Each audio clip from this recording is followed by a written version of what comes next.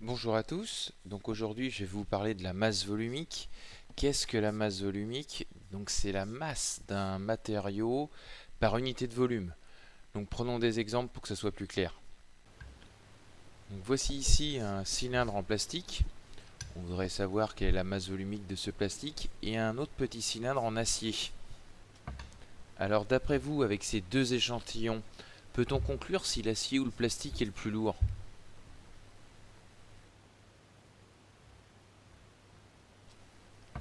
Donc vous êtes d'accord qu'on ne peut pas conclure. Si on arrive à la mesure que le plastique est plus lourd, on se dira bah oui mais le morceau était plus gros.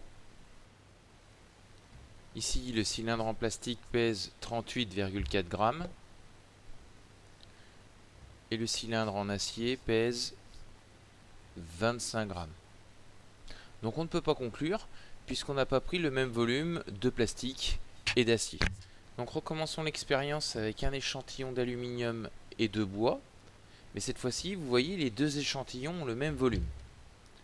Donc j'allume la balance. Nous allons peser le premier échantillon qui est l'aluminium. Nous trouvons 25 grammes. Nous allons peser le deuxième échantillon. 6,6 grammes. Nous pouvons donc conclure que le matériau aluminium est plus lourd que le matériau bois. Et on se permet cette conclusion puisqu'on a pris, je le rappelle, le même volume de ces deux matériaux. Alors, la masse volumique se calcule grâce à cette formule ρ. Alors ρ, c'est la masse volumique, on appelle aussi ça la densité, c'est une lettre grecque, égale m la masse divisé par le volume V. Regardez les unités, la masse volumique est en grammes par centimètre cube ou en kilogrammes par litre. Dans ce cas, la masse est en grammes ou en kilogrammes et le volume est en centimètres cubes ou en litres. Essayons de comprendre cette formule. Si mon premier échantillon pèse 5 grammes et il a un volume de 2 cm3, la masse volumique, la formule me dit que je dois savoir quelle est la masse pour 1 cm3.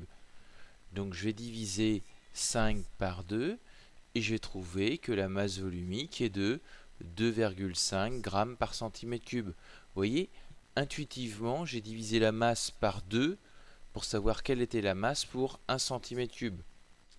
Prenons un deuxième échantillon qui n'a rien à voir avec le premier. Admettons qu'il pèse 20 grammes et que son volume est de 5 cm3. Donc la masse volumique c'est toujours pour 1 cm3. Donc nous allons diviser 20 par 5 et nous allons trouver que la masse volumique est de 4 grammes par cm3.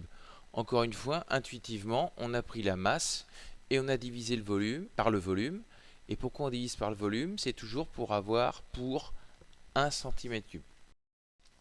Alors une fois en classe, vous devrez trouver des protocoles pour mesurer la masse et le volume des objets que vous avez à l'écran. Et puis calculer la masse volumique en utilisant la formule que je viens de vous présenter.